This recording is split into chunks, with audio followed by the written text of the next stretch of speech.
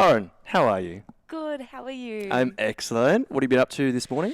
Had breakfast. Yep. Food is my go-to, always. Love food.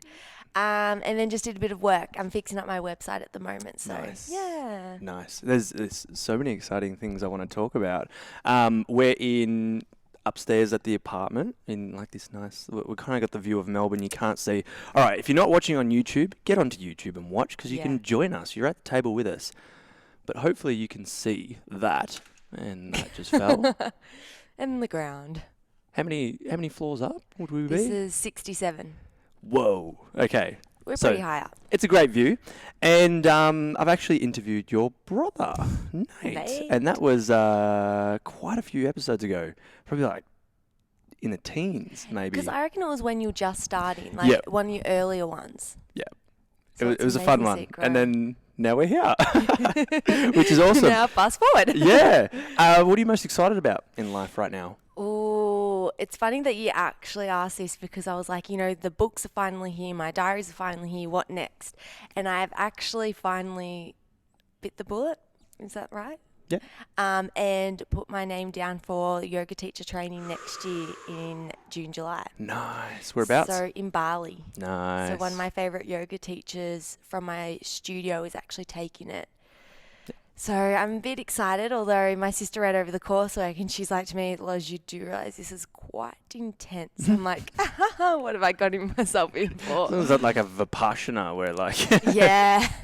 So it's an intense 3 and a bit weeks. So I'm excited, a bit nervous, but I feel like it will be good.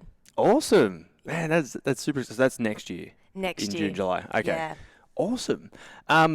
I know a bit about you, but I don't know too much, and that's why I'm so intrigued to find out more about you. Is there about this Lauren Minicozzi? Apart from your posts, which she does some pretty funny posts as well, as well as the inspiring and educational ones. And for the listeners that don't know much about you either, can you give us a wrap up of your life from start to where you are now and everything that you do now? Oh, wow. How long do we have? I'll try and We have a while. So I grew up in country Victoria, so in Tatura. If anyone doesn't know where that is, think Shepparton. It's about 20 minutes from there. And then we moved when I was about 10 years old to Echuca. And growing up, I never had a negative relationship with food. I love food. I was Italian.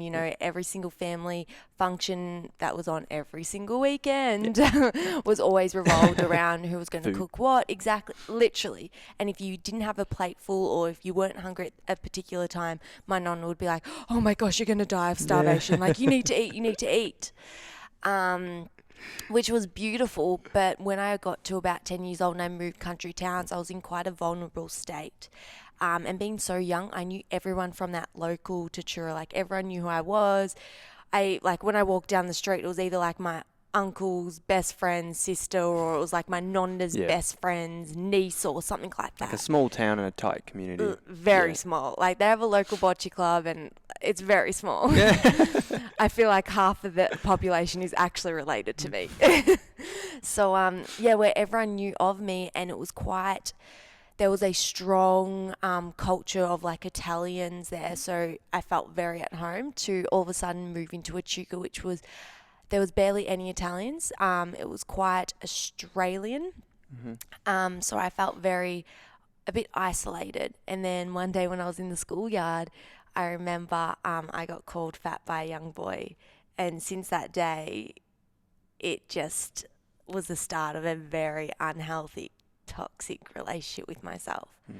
And it's so interesting because now when I'm looking back, I'm like, how could just that little word cause such a significant impact into me growing up? But it honestly did, because subconsciously I actually held on to that, because at the time, you just cried it off. You're like, oh yeah, whatever. It is what it is. You go home, you have a bit of a cry, and then you're all good. But what I didn't realize was that was actually locked into my subconscious brain. So everything moving forward from that day was always dictated by that. So then I started actually having a really negative relationship with food. So I started to really watch what I was eating to a point where it became unhealthy. So a few years on, when I went to high school, that's when the eating disorders started. That's when the yo-yo dieting started. That's when the unhealthy relationship with exercise came in, where I became addicted. And I was just always at this constant battle where like I would binge eat for days and then I would restrict what I was eating for so long. And I put so much stress and pressure on myself. And I remember going to dancing, and my dance teacher, she knew, and she would be like, Loz, you're not feeling too good today. Have you eaten enough? And I was always like, yeah, no, I'm fine. Even though I'm literally about to pass out because all I've eaten all day is probably an apple or maybe a carrot. And so I would put myself at the back of the dance class so she wouldn't pick stuff up. And like my teachers used to get worried about me. I know a lot of my friends, like some of them would get quite worried about me because they knew, because I literally just looked like a ghost. Everything was taken out of me. And still, when I looked at that girl in the mirror, I still saw her as this fat, overweight, young girl. Yeah. So it's bizarre when people say, like, you know, your mind's powerful. Your mind is bloody powerful. Like, it can literally change what is looking right in front of you. Because I look back at photos now being like, how did I ever think I was overweight? Like, I look unhealthy. Yep. For my body shape, that was not right. So then finished year 12. I ended up in hospital actually in year 12, which was just because I put so much pressure and stress on myself. I have a thing with perfection, bit of a Virgo trait in me, but I always strive for 110%, which is good, but it also has its flaws as well. Yep. So I burnt myself to the bone and ended up in hospital because I wasn't eating either. And my visual communication exam was literally, my portfolio was due in 2 days and there was nothing I could do. Yeah. So literally everything taken off me, and I was like, what? I have no control in my life anymore. So that was quite scary, but another pivotal movement as well, because when I got out of hospital, I was like, all right, well, I need to start eating because otherwise I can't do my exams, can't get that ATAR score, then won't get into the course I want to get into, and blah, blah, blah. So finished my high school, and then I was like, finally I can just like slow it down. And then when I got into my course, that was like, I then had to aim for 110% again because I need to get onto exchange. The cycle repeated, yeah. Exactly. And it was like I was constantly always striving for perfection because I was actually internally within, I felt so disconnected, and there was always this hole within me and I was trying to fill it up. So it's like if I just put myself out there and always aimed for 110%, and I kept on getting A pluses and, you know, got into exchange, and on the outside I looked amazing, then maybe internally I would fill this hole up that was so empty and so deep embedded within. So I got onto exchange and went to LA. And so just to throw that one in. But that was my second year of university. So I did half of my studies here in Melbourne and then half in LA, which again on paper seemed amazing. Like, woohoo, she's in LA. Like, oh my gosh. Living the dream. Living the LA dream. God, no. Whoa. I was in downtown LA. I had a very unhealthy relationship within myself again, so I was constantly going through a lot of internal battles. I was blessed that the girl that I was actually sharing a room with, she was from Australia as well, and she was a couple of years older than me. She was like my big sister, so she kept a bit like a close eye on me, and I was just in awe of her because she had this amazing hourglass figure, like very European, loved life, and just had so much, like literally she would just beam light, like she was like just radiating, always happy with life, and I just envied that. I was like, how is she so happy? And so being around her, it was nice because she rubbed off on me, and she was like, Loz, why didn't you just eat that bloody burger? Like, who cares? You're in LA, enjoy the American food. But I was so scared about putting on weight. And so anyway, so once I got back, finished my third year and final year of university, and the second half of that year, I knew that I wanted to take a gap year the following year to be like, woohoo, finish university, let's take a gap year before I have to start my life. So I was like, how am I going to earn money? And I was constantly at my local F45 studio every single day. And I got really familiar with the boss there, and he was he was an awesome guy. And he was like to me, Loz, why don't you just work here?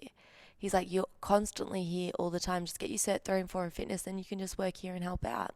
I was like, perfect. Don't have to go back into retail. Been doing retail since I was 13 years old, even 10, like literally. If anyone who has families, who owns a family business, you will know. Slave labour. Yeah. Literally, it's like cheap labour. You're going into the business. Go learn some important life skills. So yeah, I was like, perfect. That's an amazing opportunity. And of course, me always biting too much, more than I can chew. I was like, yep, I can finish my final semester as well as study for my Cert 3 and 4 in fitness because, I don't have enough on my plate as it is. Yeah. But I finished and I did it, and then I started at the gym, and I'd done 2 8-week challenges. Mm-hmm. So I thought, getting into it, I enjoy it, it'll be amazing. But what I didn't realize was I actually got into the fitness industry for all the wrong reasons. I got into it thinking I could maintain this physique that you always see fitness instructors with, or the typical one, or stereotypical, I should say. Yeah. And I would constantly be in that gym environment, so there would be no opportunities for me to be like, I can't be bothered going to the gym today. Like, you always have to show up and you have to commit. Yeah. So I'm like, this is perfect. And then I won't really have to eat because I won't get bored and I won't be like eating just because I'm bored. And so therefore I can remain this physique, and then I can have that European body waiting and ready to go. So wrong. So yeah, and it was funny because when I was there, I was constantly comparing myself to the other trainers. Yes. Or even other people that come in and get certain results. Exactly, because you can't help it, but you start to get envious of them. You're like, are you kidding me? Like, I work just as hard as that person, but why are they getting abs? Or why are they smaller in their legs? Or why is their stomach so slim?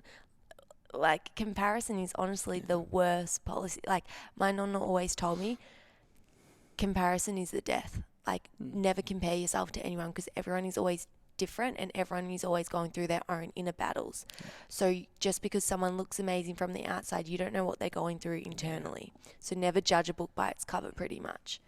So, Apart from Lauren's, because Lauren's is pretty good. Yeah, I designed it. Got some help.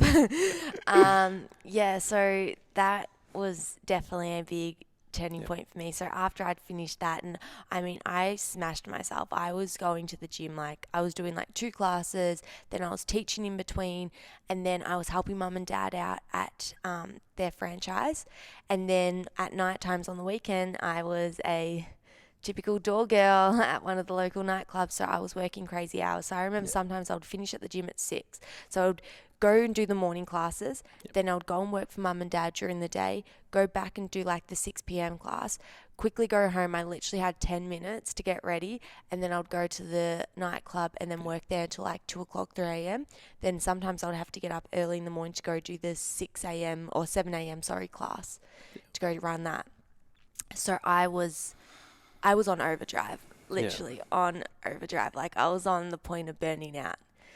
And there was a lot of signs looking back now that I should have probably picked up on, but I just didn't. When you're in that swing and when you're in that momentum, you just keep going and going and going. So anyways, then I went to Europe, and I had a lot of epiphany moments and a lot of aha moments and a lot of sad moments too. So I kept on going up and down, up and down. So some days I'd be like, woohoo, I love this body, I love myself, I'm overseas, I'm on a holiday, I can eat whatever I want. And then there would be days where I would just look at my body in disgust, being like, how the hell did I allow my body to get to this point? I tried so hard to keep all this weight off to get to this body, physique, unrealistic figure that you just cannot maintain for my body shape, and then just let it go like that.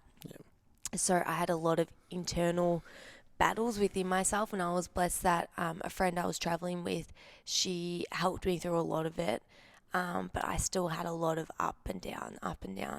And then it wasn't until one day, hate to admit it, but yes, I did meet a boy over there who actually changed my perspective and allowed me to see it from a different angle, and because I was at the end of my trip, and when people were like, yeah, Loz, come on, you did work out a little bit, you would have walked. No, not on my European holiday. Literally, I walked Beach. beach all day, every day. Like Yeah. I walked from the scooter to the beach and I laid myself there. I didn't even have to go to the bar to get cocktails because there was people waiting on us. Yeah. Like I literally did minimal movement. Like maybe I would walk to dinner and that was like at max 400 meters max. Yeah. So like I barely did anything. Yeah, and I met him and I was at the end of my trip and I'd definitely changed my body shape from at the beginning because I was away for 5 months.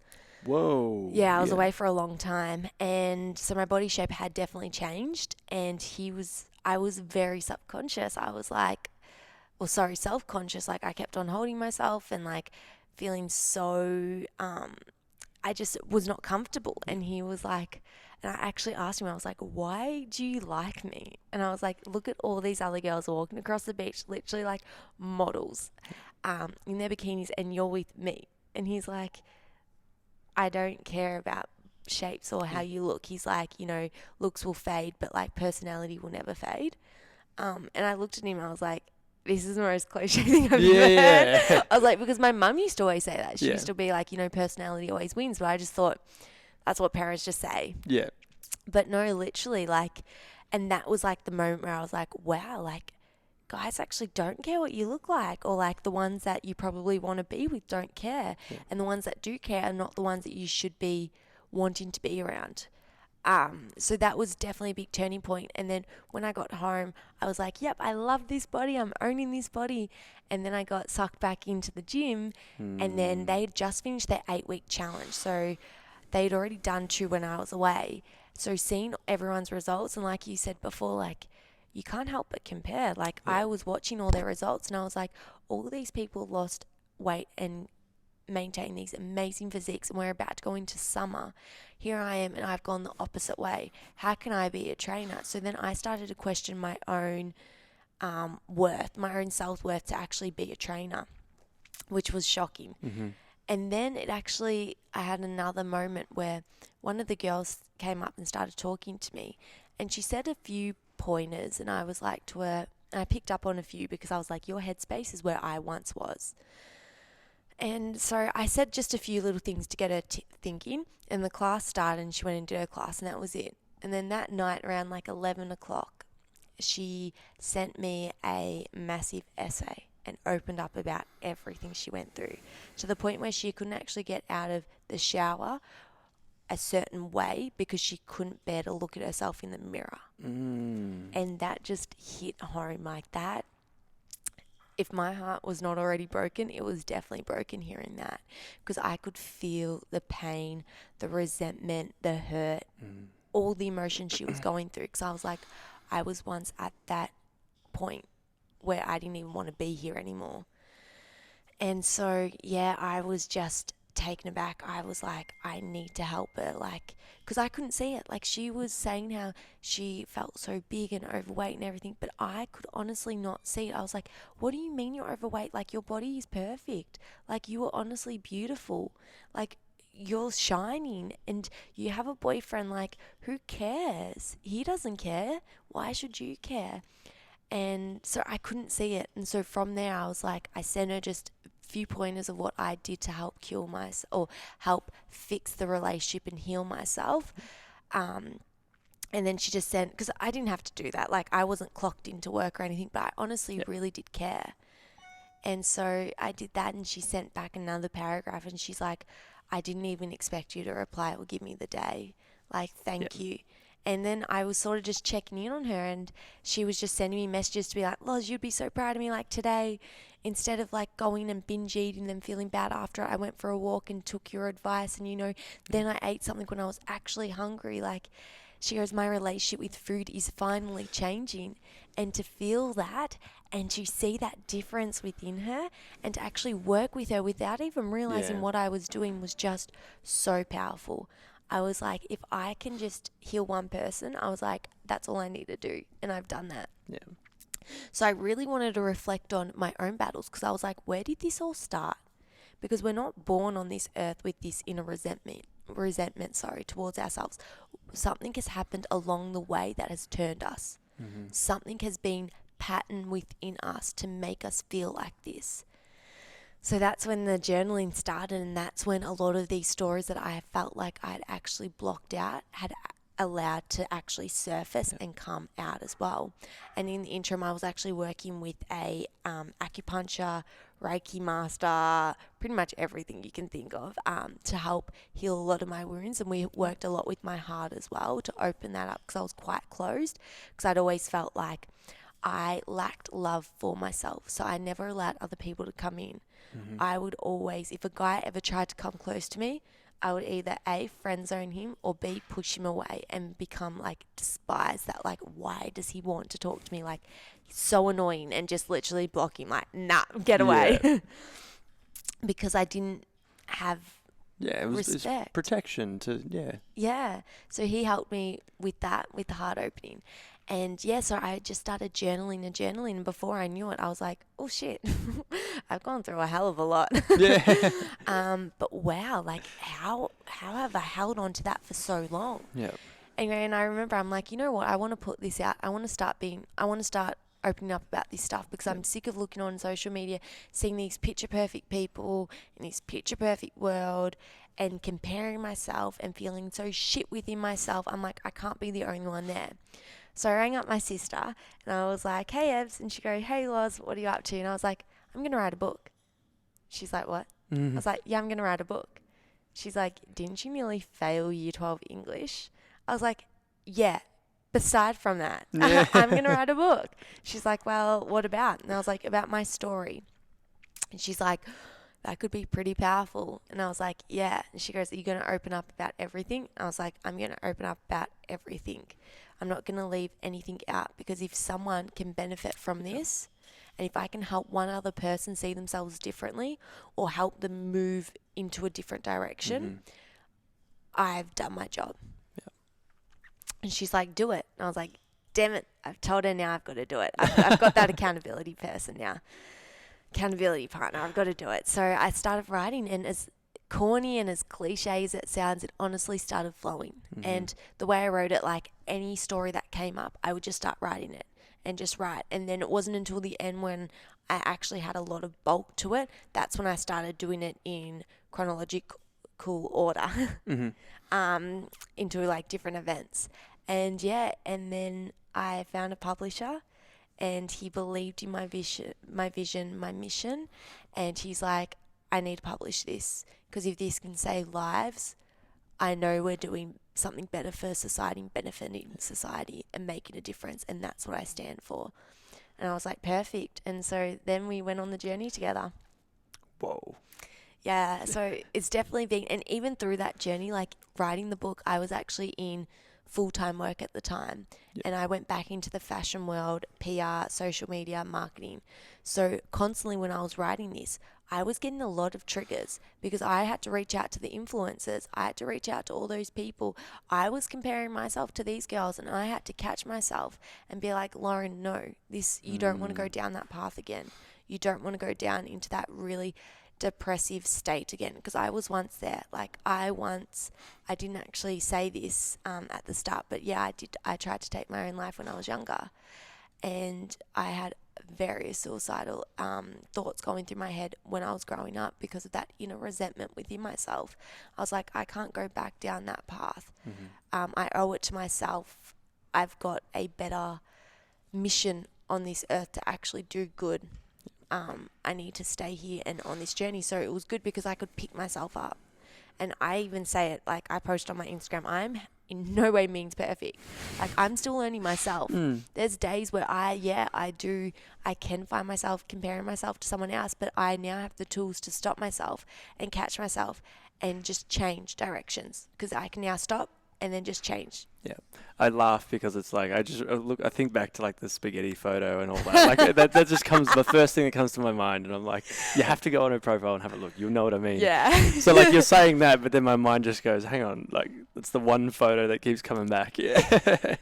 It's funny, and that's why I started changing my Instagram. Was for that, because I was like, life is way too short. Yeah. I've had my mum's brother and my mum's father both took their own lives at young ages.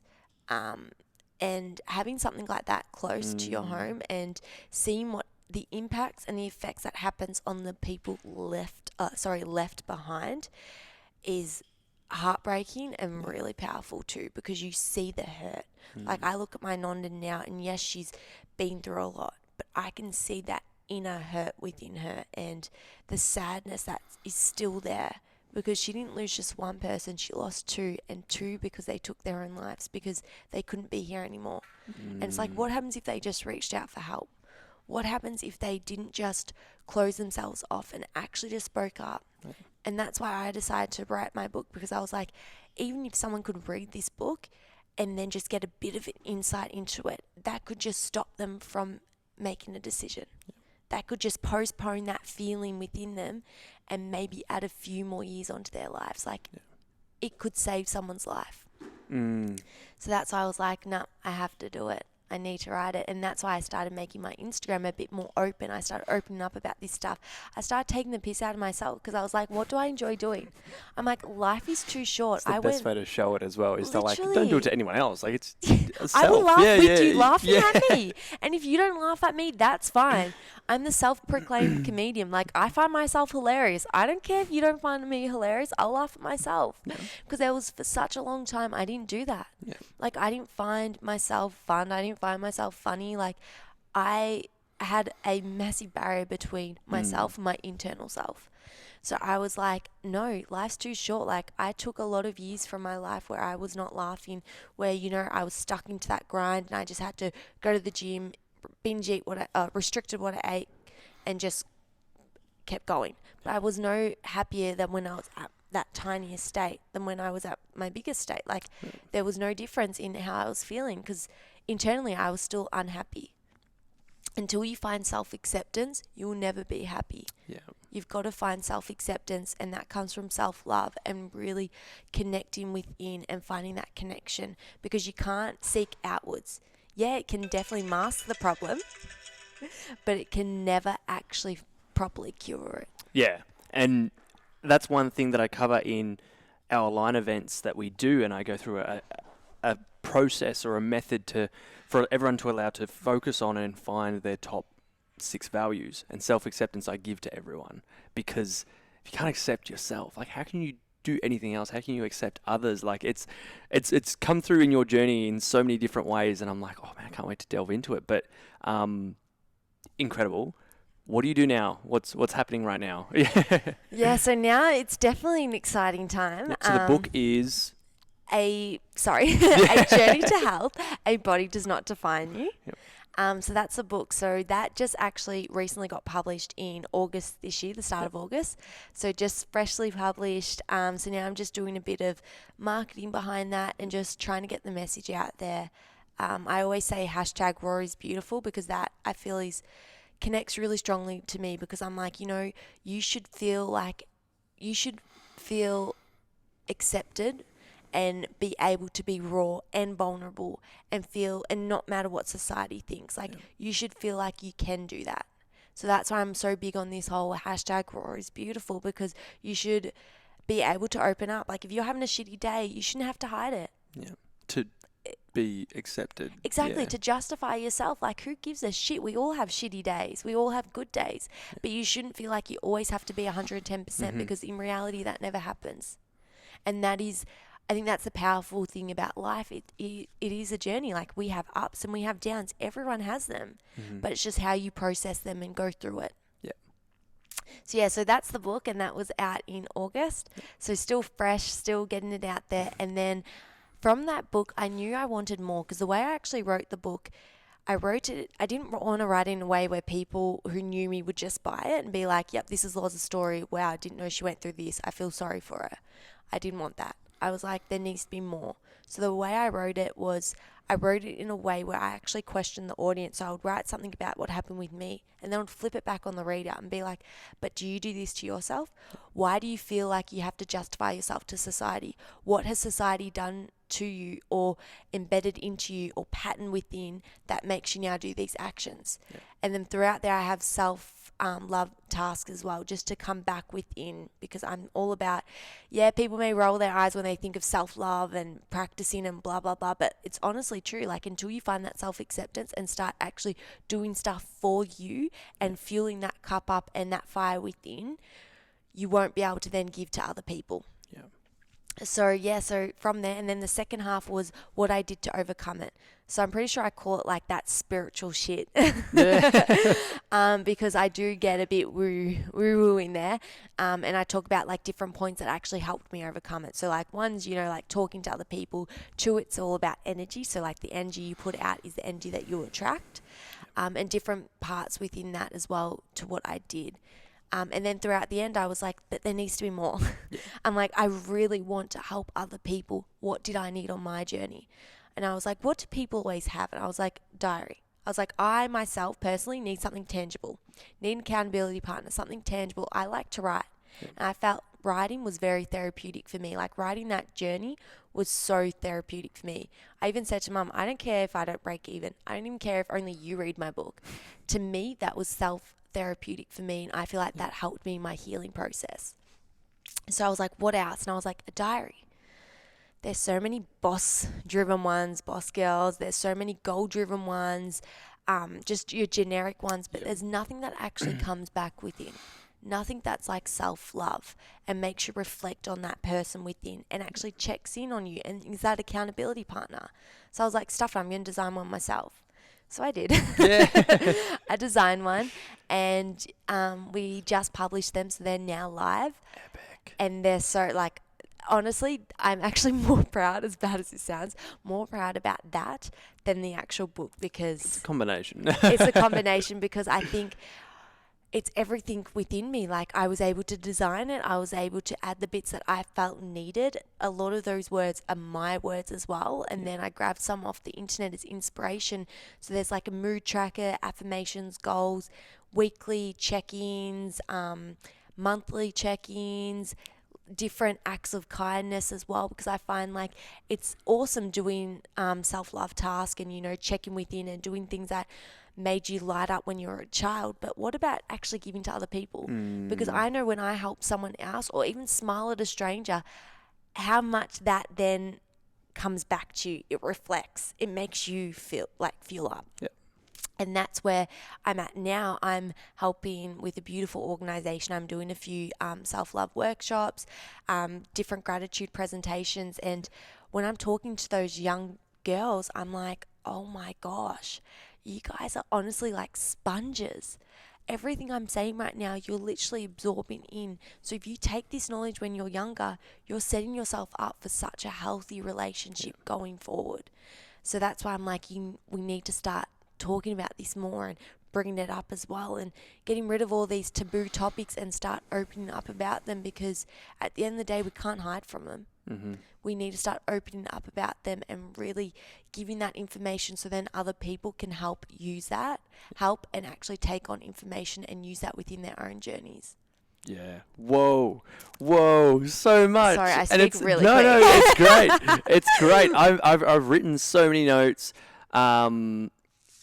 I don't even know where to start. Like, I think one thing that really kept coming up, and like I know I could relate to a lot of those things, like the internal dialogue, how do I feel about myself? And I'd always look in the mirror and be like, not good enough, or don't like it. Yeah. Especially being an athlete. Yep. An athlete comparing to someone on your team that's better than you, you're like, well, they're better than me. I need to be better. And then I was always judged by a performance.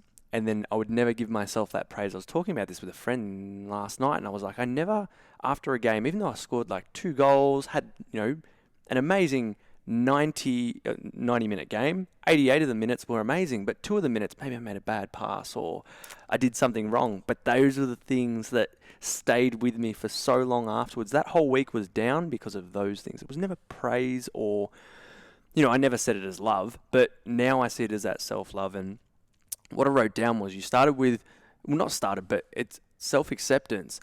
with self-love and with self-care. Like it all comes together. Yeah. And it's that's that what loop. people need to, like, I think people try to separate it. And I think they all work together. Like having the self-acceptance is going, okay, I accept who I am. This is me.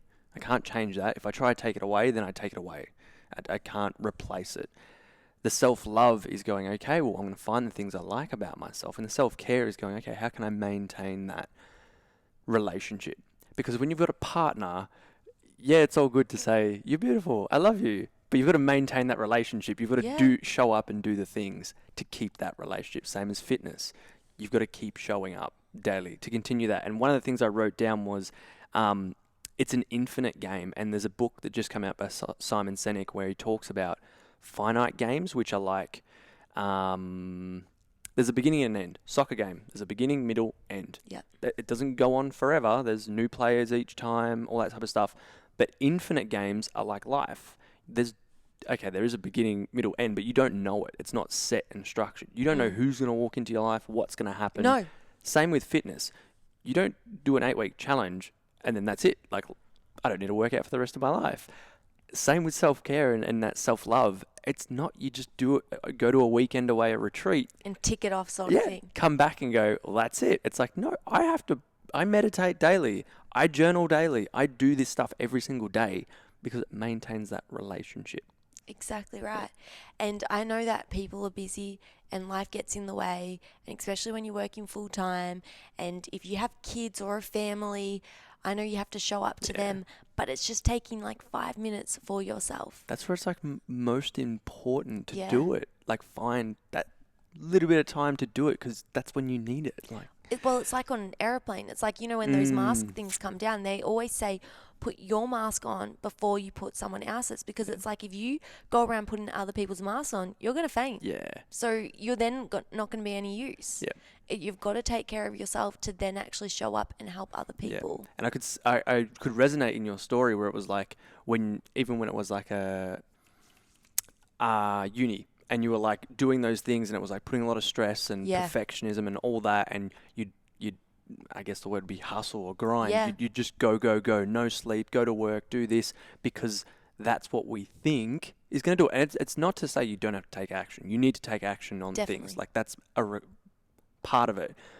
But if you don't look after yourself, how do you expect to show up in your life, in your relationships, at work, 100% the best you can be if you're not being taken care of? But yet I think in society, it's definitely improving. But what I see is, and even I used to do it so much, is like, no, but if I work more, it'll get more done. And I'll just do it and then it'll be done. And it's like, no, if I take that, I remember when I was in Spain a couple of months ago with my family, and I had to get some stuff done while I was over there. And it was like, got to get it done. There was timelines. And I'm like, if I just sit in the hotel and just get it done, I'll get it done. But I was getting like very stuffy and like agitated. Yeah, and I was like, I'm in this room, like I need some air, and I'm like, you know what?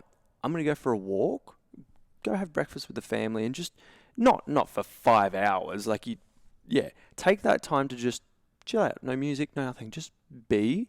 Then I come back and it was like, oh, this was so much easier because I had a clear mind. I was focused. I got some breath instead of like being in that hotel room. And then I'm able to do, and that's why now like my mornings is so important. Even if I don't do it, okay, I used to get like on my own back. Like I was like, oh, you didn't do it, you're gonna have a bad day. You haven't set yourself up. It's like, no, maybe last night you went to bed a bit later and you woke up a bit later. That's cool. Tomorrow's a new day. Yeah, don't let it happen 5 days in a row. Like just accept it. Yeah. I find that you've just got to accept it for what it is. And it comes back to valuing yourself, because if you value yourself, then you actually want to do the work and you want to actually care for yourself, because you're like, well, I owe it to myself to treat myself right, to take care, to take that 5 minutes out of my day to actually come back within, to go to that yoga session, to go to that Pilates gym session, whatever it is, you owe it to yourself. And I think that's so important, because it's like, it's not selfish. You need to look after yourself first, and you need to do what you need to do in order to feel good. And it's funny, when you said about grinding, I actually just recently did a blog post about this. in society's day and age now, we refer to killing it as something like when you get like a monetary value. So it's like, you know, you get that promotion, you buy that new car, you buy that new house, you get a new boyfriend, whatever it is. But usually it's something like monetary value. Yeah. And it's the end thing. Yeah. Exactly. But it's like, hang on a second, take a step back. Yep. So you're killing it because you got that job promotion, but you hate where you're working. You're working like over 12 hours a day. You're constantly defeated and you're literally in adrenal fatigue right now. But you're killing it because on paper, your life looks perfect. You know, you're on that 7-8 digit salary. You've got that house, that car, because you've got that perfect family and you're killing it. But are you happy internally? Yeah. And that's where I feel like us as a society, it is starting to change, but it's like we need to start to change that because it's like it should be killing it when we're actually happy because it doesn't matter about everything else. I understand you need money to live, absolutely, but does it mean you need to sell your soul? Yeah. You need to put yourself first and actually make sure that you are happy and you are finding joy and you are taking that time out, and that is what killing it should be referred to as. Yeah. And I think a lot of the mentors that I follow, it's like having that North Star as happiness. You can do what you love and make enough money. Yeah. You can also do something you don't love and make more, but what's more important to you? And I'm not saying money's not important. We live in a world where we need to pay for things. But even like there's perspective. So many things. I have been to third world countries like Bali and stuff, but like I've had friends that go into like refugee camps and stuff like that, and they're like, these are the most happiest kids and they literally have nothing. Like they don't know when they're going to eat next, but they're just happy. They don't judge. They don't bully. Why are we like that? And it's like, okay, well, we've got to look at the marketing. We've got to look at how we're brought up. We've got to look at what's being shown to us of how a woman needs to be, how a man needs to be. And that's what's kind of stuffed us up there. And what that gets me back to is when you're talking about the self-worth and doing it for we just got on it then. I can't remember exactly how you said it, but you were like having that self-worth to do it for yourself. Own it to yourself. Yeah. Why do you think people lack that valuing themselves? Like why is there such a low value in their own selves to give themselves that love, care to, I guess, thrive? I feel like it's the way we've been brought up in society. Unfortunately, it's like in society, if we put ourselves first, we're considered selfish. Yep. And the way we've been brought up and different things around us, I feel like that's really affected us because, if we put ourselves first, we're selfish. If we take that time out for ourselves, if we say no to that dinner, that's being selfish. You need to look after other people. And I think, so when that has happened and your friends react and go, oh, you're a shit friend. Yeah. That's where it's like, oh, well, I don't want to be that person, so I'll just go. Yeah. And then you don't want to let people down either. People pleaser. Yeah. Exactly. People pleaser. So it's like, you don't want to let people down. So you just end up saying yes, yes, yes, and neglecting yourself. And then down the track, years later, you'll probably find yourself burnt out. And that's literally where I found myself just recently. I got diagnosed with Lyme's disease. I was going to say, we haven't segued into this yet. But yeah. Nice. We've got to find our way back into this, yeah. So in August last year, I got rushed to hospital. And I was getting severe abdominal pains. And I've always had a lot of issues with my hormones, my stomach issues, all that sort of stuff. But these pains were something I've never experienced before. They're worse than if anyone has PCOS, polycystic ovaries, and one of the cysts ruptures, it's worse than that. The nurse actually told me, she goes, you do realize like this is worse than like giving birth. I was like, yeah, I fucking know. I like this pain is bad. So I got rushed to hospital and I was sort of this case of the unknown. I was like this special case because they didn't know what was causing this significant abdominal pain. They took out my appendix, wasn't it? The surgeons were like, we've done everything. There's nothing wrong with you. Then I went through an intense 5 months trying to find a specialist that could actually work with me. I went to different gynecologists, different gastrologists. I literally, different functional doctors. I even tried like naturopaths, all that sort of stuff. Nothing was fixing my stomach. In the end, I ended up finding a functional doctor, and then he put me onto a kinesiologist as well, and we detected that I had Lyme's disease. So now I'm trying to fix that up at the moment, or just try to get it into a state where I can actually manage it. So it was very interesting because that happened in August and I was still working full time. So I had to get a lot of time off, and I was going in and out of hospital quite regularly. And it got to December and I couldn't do it anymore. I had to quit work. And being 23, having to quit work in a career that you feel like, nah, this is the start, like, yep, let's grind, because you know you've got to be that boss ass girl now. You've got to get into that scene. And then all of a sudden get it taken away from you, having to move back home.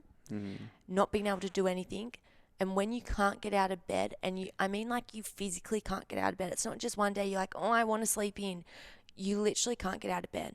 Like, there's nothing that you can do. You are drained and so depleted and so exhausted. You're constantly in pain. Your whole body's in pain. Like, my whole, like, from my left leg, it's just numb. Like, I can't feel it.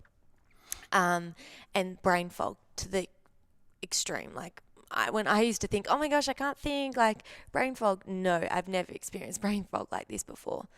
So finally finding someone to help me fix that, and just taking the steps back. But it definitely allowed me to look back and reflect, because, you know, I wrote this book and we're in the publishing process and we're actually editing it. But then once everything's taken away from you, I had to then go and do more work on myself, because I was like, that voice started to come up, being like, you're now coming back at home. You're 23 years old. You don't even have a proper job. What's everyone else going to think? When can you go back to work? What are your employees going to think when you've taken this time off? Like, all this inner dialogue was going on, and I had to stop myself to be like, I'm making myself even more sick. I'm putting more stress on myself, adding to this chronic fatigue that I've already got as well. Like, I'm adding to it. So I had to do a lot of work. So I quit my job in December because I literally couldn't do it anymore. And I took this year off just to really focus on my health and curing myself, and just getting to at a state where it's just manageable, that I can start to work part-time. But it's interesting because once your health is taken from you, you see life in a different perspective, because it doesn't matter what your body looks like. It doesn't matter if you're a size 6 or if you're a size 16. Because if your body's not functioning and if you're not healthy, you can't do anything. Your quality of life is not there. Yeah. And so that was just like a massive, another epiphany moment, because I was like, it literally does not matter what size your body is, because if you're not healthy and if your health is taken away from you, that's it. So now I'm working with a functional doctor, but I honestly believe that it was what I put my body through when I was younger. Like, I understand Lyme's disease comes from a tick or from an insect bite who's had contact with that tick, and then can lay dormant in your system for a long time until your body is that depleted and that run down, that then might just come up and then cause you all grief and hell. Yeah. So, but I believe it was what I put my body through when I was younger, because, you know, I restricted what I ate. My body was in constant overdrive. All that internal thoughts, the suicidal thoughts, all that, like, inner battle that went up, in all that energy that I still had, I feel like really did cause that significant change within my body, and actually started this whole Lymes and the rundown, and actually added to it. So if I may have looked after myself when I was younger, I believe that it wouldn't have affected me as severely it has now. But even so, like, I'm going to speak about this openly, and I don't know if you're like my brother who's like, ugh, I don't want to talk about periods, but like, as a girl, like, I don't even barely get my period either anymore, and that was because all the stuff that I put my body through when I was younger. Like, I didn't eat. I restricted what I ate. My body fat percentage was insanely low for my body. It was unhealthy that I stopped my periods pretty much. And then now I'm trying to fix all that, and I'm working with different specialists and different practitioners to start to get my cycle regular, to get my hormones actually correct, because at the moment my body's like, what the hell? What have you done? So yeah, so there's a lot of repercussions when you don't look after yourself. Yeah, no, it's crazy. It's crazy. You've covered a lot of the questions. We talked about this before. You're like, I rambled. I'm like, it's good if you cover the questions because it's in the flow of things, and I love it, and I don't want to stop you. So I'm Italian, you know us. We love to talk. What advice would you give your 16-year-old self? To start to value who you are. Mm-hmm. I would love to tell my 16-year-old self to tell her that you're worth it and stop trying to reach for these external validations. Stop trying to reach for these external things to help fill you up inside. I need to look within and start to heal myself. But it's mainly just to tell her like she's worth it and she's worthy of being on this earth, because I think that was such a significant part of my journey. I didn't feel there was a long time within that journey that I didn't feel like I should be on this earth. And especially when I did try to take my own life, or attempted, my mum opened up to me about her brother and her father taking their own lives. So that really hit home.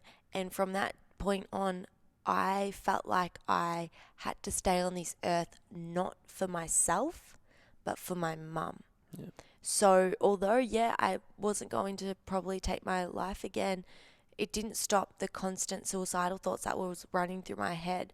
It didn't stop the constant thoughts about, oh, I could just run my car off here, or if I just hit that car, then they've taken the blame. It doesn't look like I've just tried to take my own life. Like, it doesn't write off all that stuff. It doesn't stop that constant dialogue within yourself to say you're not worthy.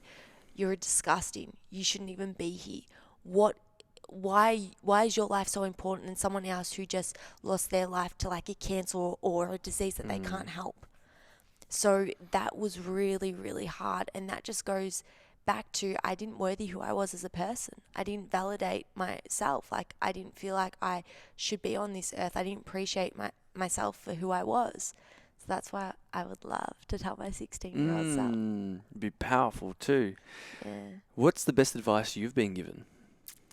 That probably goes, I've been given a lot of advice. It's funny because when you're sick, everyone likes to bless everyone, because that just shows how much of a society, I'm really struggling to say that word today, of a society we are. Like, we like to help others. So everyone sort of tries to put on their doctor hat and try to like diagnose you or give you life advice about what you should do. But it's honestly, you can't please everyone, and you never will be able to. And it just goes to show, like, you can't please, you literally can't please everyone. You're never going to be everyone's person. Just like you won't get along with everyone. That is just life. We're different energies, different souls. You're never going to gravitate towards everyone. It's like when you're in a crowd or you're in a room, you always gravitate to the people that are pretty much reflecting the similar energy. On the same vibrant frequency as you, people similar to you, and then that's just reality. It's like you gravitate towards those people, and same as the other people, they'll probably gravitate towards you, and the other ones you're not, they just might not be your people. It doesn't mean that you have to be rude to them or mean, anything like that. It's just that you don't have to be a people pleaser, because you're never going to be able to. And if you continually go through life trying to please everyone, you are going to drain yourself, and you will never be happy, because it's impossible to do. Like, the amount of people, it's like on Instagram, you're not going to get everyone following you. All my posts that I put up, like when I put spaghetti photos up, or when I do strawberries or funny videos about babies, not everyone finds them funny. Yeah. I can guarantee there's some people being like, this is so embarrassing. Why is this girl doing this? Like, she finds herself hilarious. This is so cringe. I don't give a shit. Yeah. Maybe, 10 years ago I did care, but right now I don't, because that advice, like, you can't please everyone. So as soon as you accept that and then just do stuff that makes you happy, that's what's going to actually be more fulfilling. I love that. What is most meaningful to you in life right now? And someone's just started vacuuming. I was just thinking, they might not be able to hear that actually because of these mics, but that's all right. What's most meaningful to you in life right now? Most meaningful. I find a lot of I love connection. So I find there's a lot of meaning from connection and actually sitting down and listening to someone. And I find that important because we go through life where, someone will say something to you and you're there, like you answer them. But are you actually listening to them? Yep. It's like when there's the Are You OK Day. Yep. And I know when we're at the Bloom speaking gig, Mel actually touched on this. It's like, it's not enough just to ask your friends, are you okay? Because if they are or you're not. You've got to keep being there. You've got to keep being active. And I think that's quite powerful, because it's like, it's not enough just to hear someone. You've got to really hear them. Yeah. You've got to actually listen to them, because from that you can then get knowledge. And I think that is so powerful, and that has so much meaning to it when you can actually listen to someone and then actually listen to them. Yeah. And then give them advice or give them feedback, or even just to be that soundboard for them, but actually be present with them.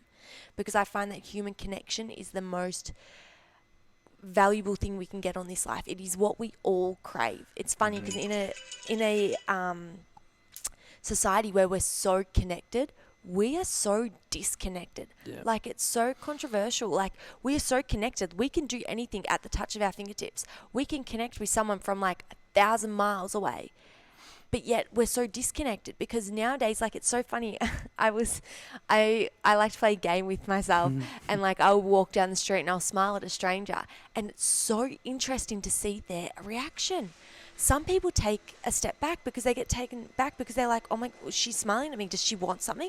Does she know me? Yeah. It's like we start to question someone being nice or showing that, because we're not used to it. We're so used to being on our phones looking at that screen that if you just actually take a second to actually look up, you have a whole world around you. Yeah. And so important too.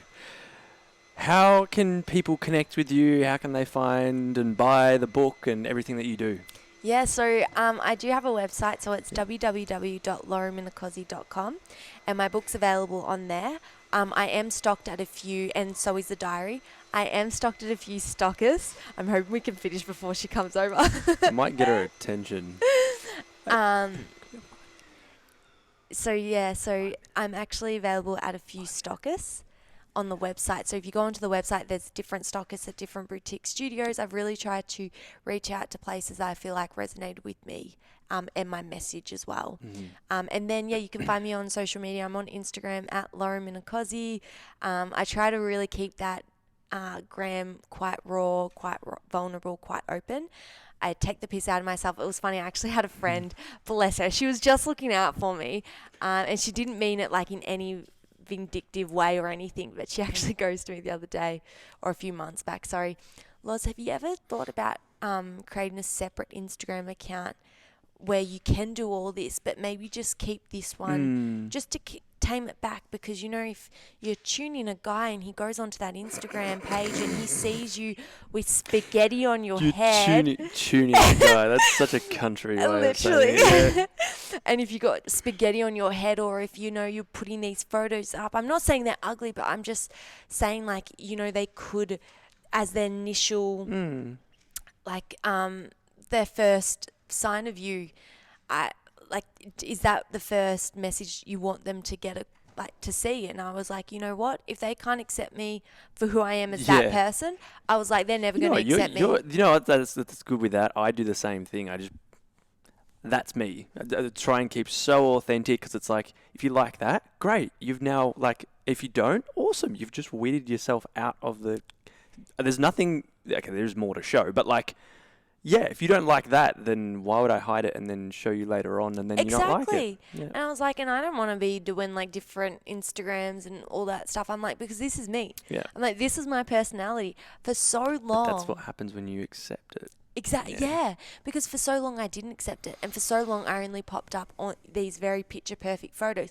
Don't get me wrong, if that is what you want to do, go for it. I'm definitely not judging. But for me personally, I had done that and I wasn't happy when I was doing that. So I was like, well, fuck it. If I'm having a bad day, I'm going to show it. If I'm having a good day, I will show it. Like, I'm just a human. I'm so normal. Like, I go through these different spirals.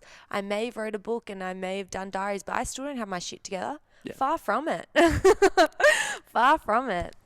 That is epic. So all those will be in the show notes below. And make sure that if anything in this has resonated, if anything in this has stood out to you, triggered you, or inspired you, reach out to Lauren. We want to hear from you. Like, even myself, like, this is stuff that we're so passionate about, and that's why we have these conversations, and that's why Lauren wrote the book, and that's why I do the podcast and interview people like Lauren, because we want to get this message out there. And if it does touch, one person or a few people in a way where they just, I guess, ask themselves different questions, or they think about life in a different way, then we've done our job. Like, if this has done something like that for you, share it with someone else that you think needs to hear it as well. I think the more that we share, it's good to keep it to ourselves and to work on ourselves, but share it out there as well. I think Lauren's message is so important. I'd like to take this, moment to say thank you so much for coming on the podcast, but also for being so real and raw, and was it raw and... Raw is beautiful. Raw is beautiful. So raw, but then also...